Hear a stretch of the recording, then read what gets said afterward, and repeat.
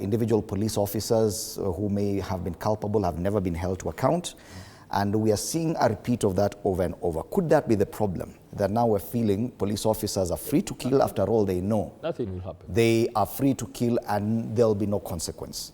I believe with more exposure right now, everybody knows that there's strong awareness that if there is any wrongdoing on the side of a police officer, he'll be held to account as an individual. That is within our laws. And I've seen IPOA this time around trying to be serious about it. And even the pressure by the young people is welcome for as long as it is within the confines of the law. I'm not against demonstrations personally. I believe in them as a way of expression and even giving petitions to authorities to demand certain rights to be given as per Article 37 of the Constitution. But unfortunately, look at what happened yesterday, for example. The families of afflicted individuals had their prayers at the Holy Family Basilica, and their intention was to lay wreath at the places where their children were killed, and then that was supposed to be it. But you see criminal elements infiltrated. And then again, you cannot separate all these issues with politics.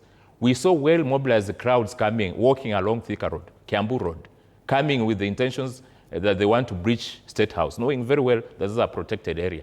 For as long as we have those intentions, you are not working in the best interest of the country. These are people who are not believers in the well-being of the state. And it's so hypocritical for anyone to say that events of yesterday were delinked from politics. We saw people shouting one term, and that one term slogan is associated with a certain individual. Then the others even say they want half term, which brings in the intention to cause insurrection and interfere with our democratic tenets. You talk about intentions to march to State House. We did not see any kind of violence. There were slogans. There were groups along Thika Road. We did not see any shooting anywhere close to State House. The shootings are happening in Eldoret, Machakos. These ones didn't get to that, but I'm just talking about the intentions of those people who had been mobilized as an alternative arrangement, as opposed to the original plan of those people who intended to commemorate the deaths of the people who passed on last year. So let us also not be so populistic. We should be more patriotic than populistic. My concern, we should follow what is right as opposed to what is popular in the eyes of political And I've been very insistent that my question is about the use of lethal force. If at all there was intent to cause insurrection by marching to State House, then a lot of the violence would have been there in that direction. On lethal force, and I already stated, Fred. Matu, Machakos, I already stated on lethal force. I've said I'm not siding with any police officer as far as any specific circumstance is concerned.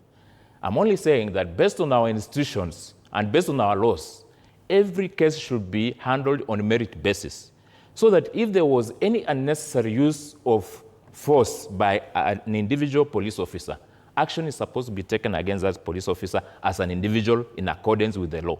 The same way with the people who looted, taking advantage of the demonstrations that might have been intended to be peaceful, are supposed to be held accountable under the law if they are found. Because there are so many business people who are counting their losses today in Nyeri, in Ruiru, so in so many parts of the country. It seems they used to say that violence was made in Kisumu. This time around, Kisumu was extremely peaceful.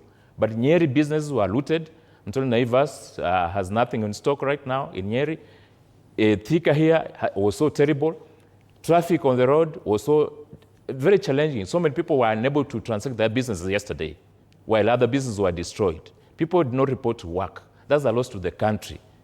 So that we implement whatever is in the Constitution. The Constitution is supposed to protect all of us. It's supposed to protect the demonstrator and it's protect the person who is using other services within the country or who wants to go on with their own business. And I would want to hear if Bwana Sossion agrees with that anyone who breaks the law, be it a demonstrator or the police officer, should be held accountable and take individual responsibility. That is a better statement from you, that anybody involved in crime, whether a demonstrator or the police, anybody who is a criminal, you are a criminal. And do you agree that a police officer who shoots an unarmed person is committing a crime? Who engages in crime, you are a criminal. And a lot has been profiled about the demonstrators, how it was breaking into the supermarket in Nyeri, for example, and looting everything, part of demonstration. Why are you not talking about it? I want you also, as media houses, to profile how property was destroyed and how police officers were beaten up by demonstrators. Who are these? were those demonstrations. I think it's important you bring it out. As to the police crimes,